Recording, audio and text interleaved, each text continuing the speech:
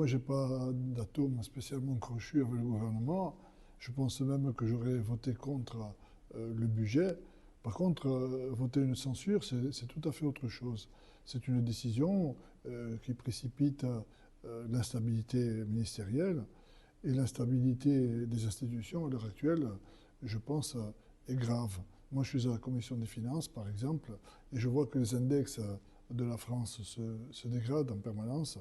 Je vois que rien que dans la nuit dernière, le spread, ce qu'on appelle le spread, c'est-à-dire le coût de l'endettement, les taux d'intérêt augmentent de façon foudroyante. Nous avons payé l'an dernier 55 milliards jetés par les fenêtres. Il y en aura probablement 70 milliards maintenant, au rythme où ça va. C'est une façon de voir les choses. En plus, je considère qu'il n'y a pas de solution à la chute du gouvernement Barnier, que moi j'estime pas particulièrement, mais enfin, il n'y a pas de solution immédiate derrière, et on risque d'aller d'une instabilité à une autre. Donc moi je considère qu'à un moment donné, il faut avoir une réaction plutôt responsable, je dirais. Est-ce que vous redoutez les conséquences de cette censure pour la Corse, pour les dossiers Corse? Pour la Corse, il n'y a pas d'effet immédiat plus que pour d'autres. Nous, on a des dossiers qui courent.